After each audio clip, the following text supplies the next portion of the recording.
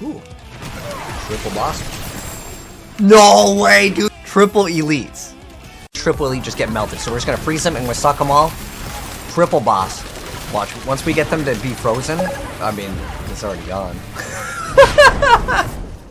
What's up, guys? Welcome back to the channel for the best Sorceress guide for Diablo 4. This is going to be the best build for literally like 99% of players. This is what everyone wants to play, which is the Ice Shard build. Now, I actually built mine a little bit different. We're going to actually get way more damage with this variant. So let's go ahead and hop right into it. And just as a heads up, yes, the build basically has infinite mana and 100% crit chance. And the reason why I put those in like air quotations is this is a question that I get asked consistently. It's like, how do you always crit things and how do you have basically unlimited mana?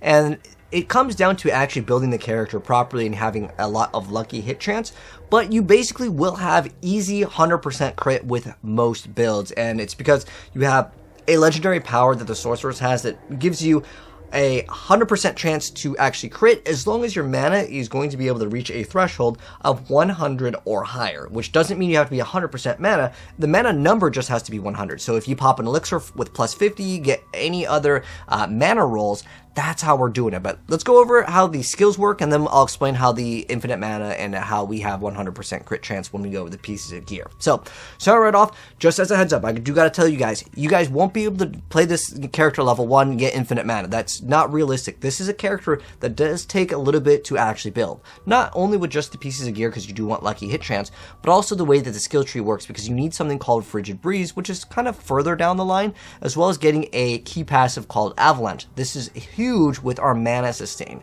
Ideally, if you're using this as like a first character, you know, you're level 1, I would really suggest you guys to start off playing with the basic skill, Arc Lash. This thing is absolutely amazing because Sorceress kind of has a mana problem for a really long time.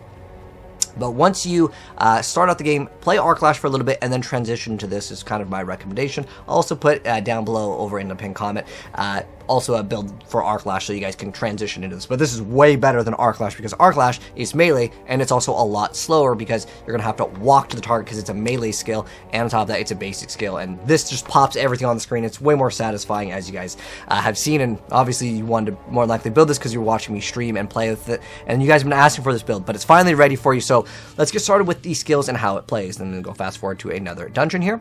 So the main thing that you need to do with this build is you teleport and you want to be as fast as possible. You teleport and you want to freeze things. That's like your main thing that you want to do with this build, and it's because everything's going to be popping once it is frozen. So teleport does have another use. If you happen to get this unique called the Raiment of the Infinite, it will stun the enemies, which acts as another source of huge damage with the build. But for the most part, you don't have to have any of these uniques, although this one arguably is like the most important one if you can get it. But I've played it without uniques. You don't even see right now in this gameplay, you don't see me have the unique over here. But there are other uniques like Frostburns and Ice Heart that can help out the build, but you don't have to have them. The build can function 100% without it. I've already tested it, and like I said, I don't even have some of them in the gameplay here. So starting right off, the first skill, Teleport. We use this just as mobility, and it gives us some damage reduction. Next skill, Inferno, or if you want to, you can play with Deep Freeze or anything else. This slot in the number 2 is optional on what you want to run. I actually personally prefer running the Inferno, and I like it to pixel all the enemies right up close with each other, and then I like to pop Flame Shield with the modifier that gives me the ability to immobilize the enemies, because immobilized enemies will take more damage. So again, play whatever you want to play with. I just like this skill because it looks really cool, to be honest. But this skill, play whatever you want. Inferno, or you can use Deep Freeze. You can see I'm playing with another Ice Sorceress here in the gameplay, in the background. And what's cool is it doesn't matter how the target is frozen. As long as the target is frozen, you will deal massive amounts of bonus damage to them. But nonetheless, this skill slot is optional, but you just activate when you see a pack, okay? And then next up, we have Ice Armor and Flame Shield. So these are basically just defensive skills that have no animation cast. So what that means is I can be doing whatever and I just activate these. It's so nice. So you can activate this when you see a big pack or you see a big damage come, just activate it, or just activate it whenever, really, to be honest, because it gives you barrier, which is going to activate a lot of other effects, which is like if you have barrier, you have lucky hit, or if you happen to have a barrier, you do more damage with, let's say, some sort of mod. Flame Shield, though, I do like to use it when there is an objective. So basically, if I have to like pull these chains down or pick up a rock or do something, right, free the people that are tied up, I activate this, and this way I just take no damage, and I get the objective done, and I don't get interrupted. So this is a fantastic thing. Or if you're running the Nightmare Dungeon that has a modifier where lightning comes down and stuns you, just activate this. It makes it so you take no damage. Ice Shards, this is our main source of damage, but we don't like spam it, especially against smaller monsters. Usually it's just like, okay, we freeze everything and then we start spamming. So your rotation in terms of combo is you activate Frost Nova, it freezes everything, and then you're going to get Ice Shards that just shoot out for free. This is like a question I got asked. How come I'm not even like casting Ice Shards, but they shoot out? It's an enchantment. So for the Sorceress, that's like its special ability. It has 2 enchantments. So Frost Nova, we activate this, and it just freezes everything. It won't freeze like world bosses or any like the Nightmare Dungeon bosses. That gauge will build up. The Sorceress actually does an insane amount of damage once that bar is built up. So you want to build the bar up. And watch this gameplay over here. You'll see right now we're doing like 0 damage. But once that bar turns all the way up, and it turns blue, you can see the boss just starts melting really fast. That's kind of how the Sorceress plays. But yeah, you want to freeze the thing so it applies vulnerability, which is what Ice Nova does, and then we have something that gives us more damage against stunned, immobilized, as well as frozen targets, and we're doing all of them. Well, the target's going to pop very, very fast. So that's our goal with our Frost Nova. So it's basically you walk up, you teleport into a big group, you freeze everything, and then everything just kind of dies for free because Ice Shards just activates, but you can still cast Ice Shard if you want to. And so for enchantment, we're activating Ice Shard enchantment, so Ice Shards just shoot out at frozen enemies. It's excellent. It's like one of the best things in the entire game. And then the Fire Bolt enchantment just applies a burn. This is going to be much more helpful and beginner friendly earlier on. If you want to swap this off, you can.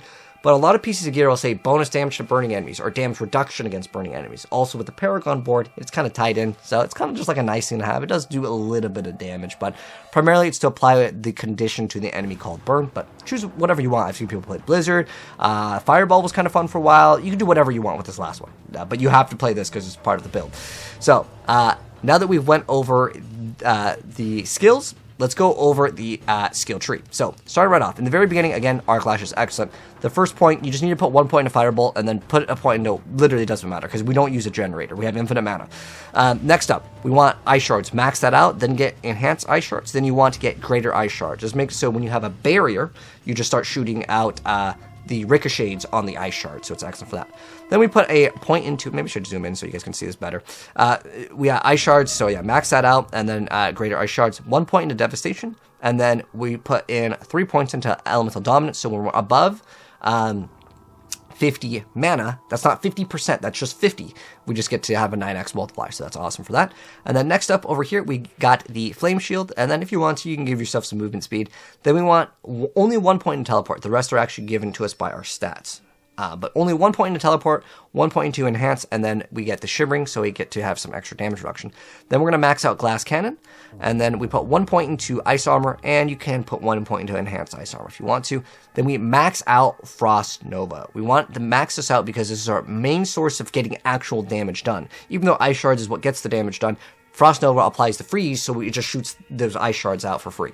And then we want the Enhance, and then we want the one that applies vulnerability. This is how we apply vulnerability, and that's how, once we go up to things, we activate our Ice Nova or Frost Nova, and that's how everything just melts instantly. It's excellent.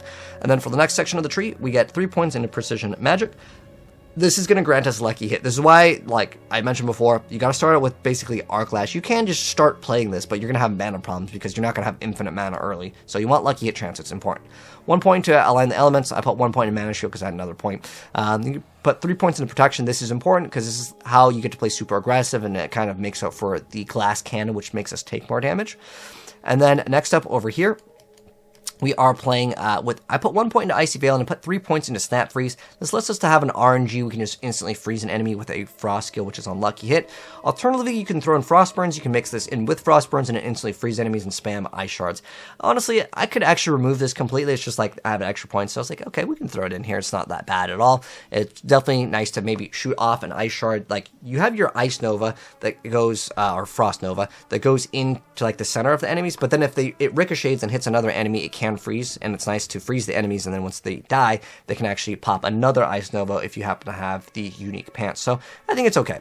There's not really anything else that you really can get right there that's like really good. And then for the final section, if you want to, I personally prefer Inferno. I know I'm running a different thing for the gameplay, but you'll see me mix it up. The meta honestly calls for deep freeze in terms of most build websites, but I've actually surpassed the DPS on those by a long shot, and that's because I personally prefer Flame Shield. You get way more damage because you immobilize, and this groups up the enemies so much better, especially if you don't have the unique. This thing is excellent. If you don't have the unique chest piece that stuns everything and sucks them up, this is just way better. And it has a shorter cooldown than Deep Freeze anyways, and you want to activate your cooldowns to get not only resource, but you also want to activate your cooldowns to get barrier. So this one again, choose what you want to do. But I just put 2 points into it. The last one, the Pyromancy, well, we don't really use Pyromancy skills anyway, so that doesn't matter. But if you go for Deep Freeze, you'd probably want to get the last one, so put 3 points into it. You can drop a point into like the extra you can drop Mana Shield if you want to. It's not really that big of a deal. But this is where the infinite mana comes in. So 3 points into Permafrost, 3 points into Hoarfrost. These are all just damage. Okay. The more important thing is Frigid Breeze. 3 points into this first. This will get your build up and running. What does this do? Well, it makes it so Lucky Hit cold damage against vulnerable enemies has up to a 20% chance to generate 15 mana. This is how I have infinite mana. You can see my mana. It generally doesn't drop. As long as there's like 2 or 3 enemies on screen, it's just always like maximum. It just goes from like, 100% to like 90. And as long as we have 100, not 100%, 100 mana is how we have that 100% crit. And then this is also important, Avalanche. So this makes it so our Frost skills have a chance to make our next Ice Shards, Frozen Aura, Blizzard consume no mana and deal 40% X damage, and it's double against vulnerable enemies. So we have basically a 20% chance to get a free cast of this and deal way more damage. And this is pretty important for the resource generation. So now that we went over the skill tree, let's go over the pieces of gear, and then we'll go briefly into the Paragon board. So starting right off, the helmet. So what we're looking for is cooldown reduction, maximum life, and more mana. And then lucky when you have a bear if you can get that. That's like kind of like in that order. And then I have the flame shield, which I already talked about. And then for the gems, I'm putting topazes or rubies are totally fine. I like to mix them up just so I have like a variety, but it doesn't really matter. I personally kind of prefer rubies on some characters. It depends if you're playing in melee range or not. And sometimes you teleport. Hey, just play what you want to. It doesn't really matter too much. So topazes, rubies, and then also you can throw in sapphires and you can throw in emeralds. It doesn't really matter. They're literally the same in terms of like numerical damage. It's 12%. And since you are going to have the enemies crowd controlled, and on top of that, you have extra crit strike to vulnerable enemies, which is usually when you're actually outputting your DPS. It doesn't matter then skulls, because that's just how Diablo 4 works for now until Season 2. In Season 2, we may actually want diamonds, but for now, that's the gems. And in terms of like the helm, again, cooldown reduction is very important for this build. This is how the build runs smoothly. For the chest piece, we were just really looking for that maximum life and then extra damage reduction, or you can run the Ryment chest, and I'll go over the uniques in a moment here. And then for the gloves, you can run Frostburns, or you can run just a pair of gloves that give you attack speed, crit chance, lucky hit, as well as the ice shards. And then extra damage when you have a barrier, or you can run the other aspect, which gives you extra damage based on a resource. It doesn't really matter too much, though.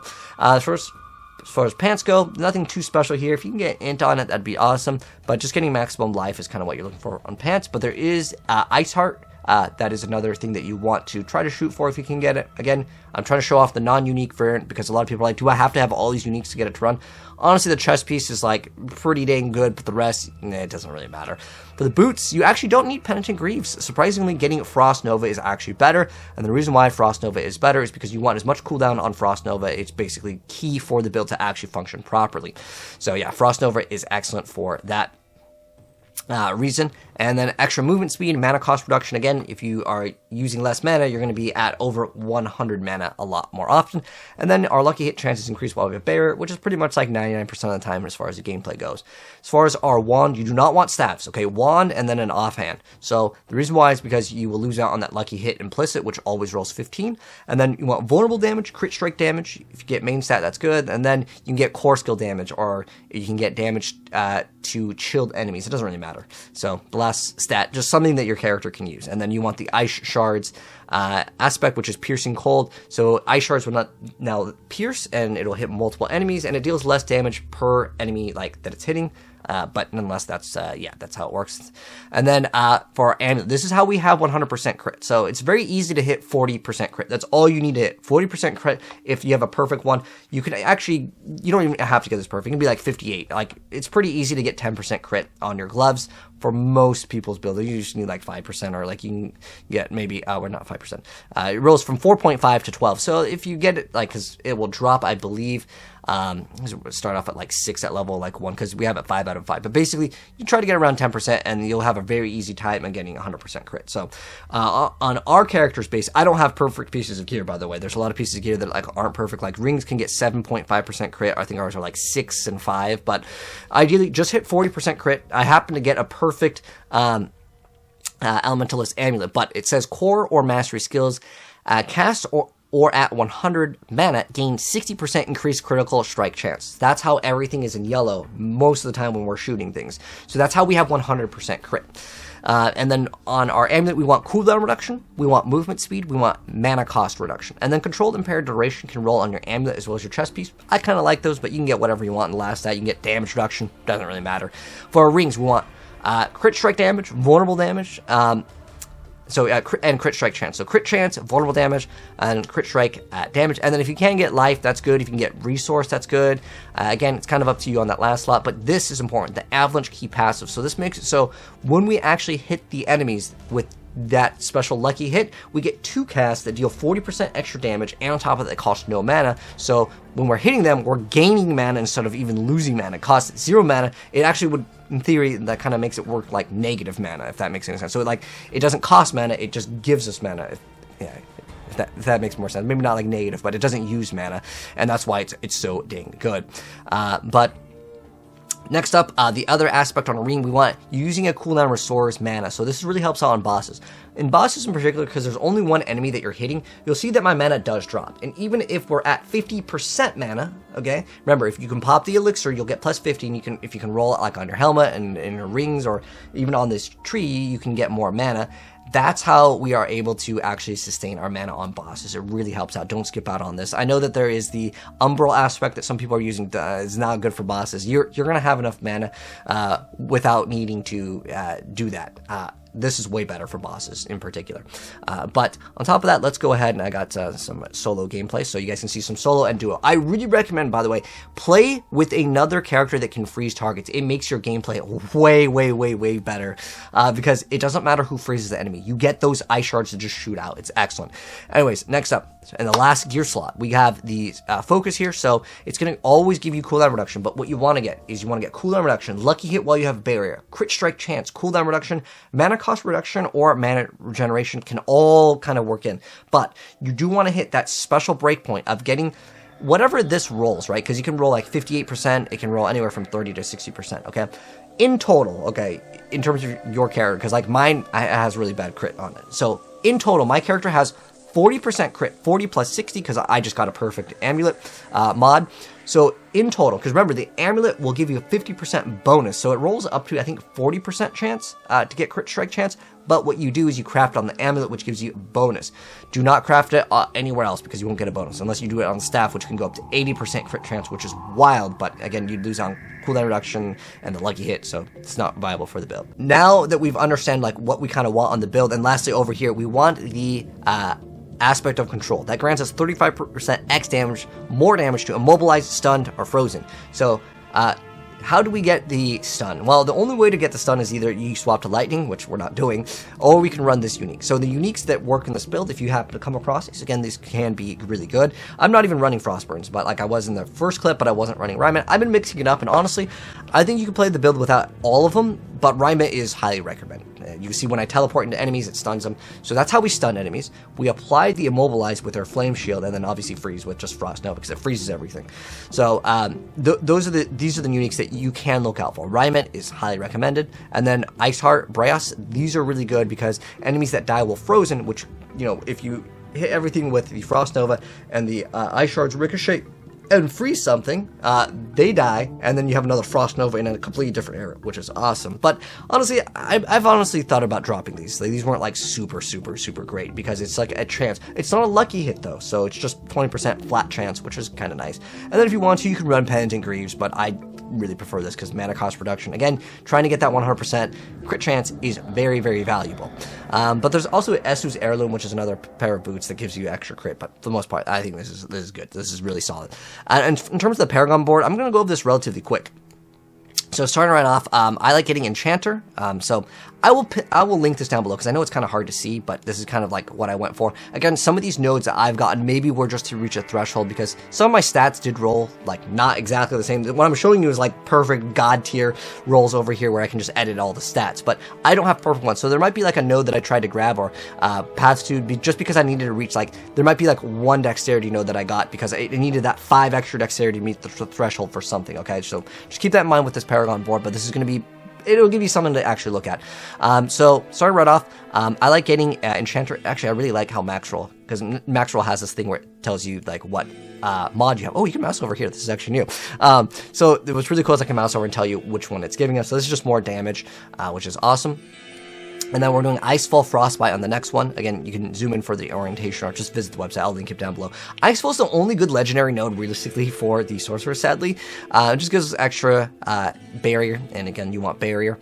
That's like really important. And then we're running Control. So Control gives us an X multiplier against Chilled or Frozen. Obviously, we want Freeze.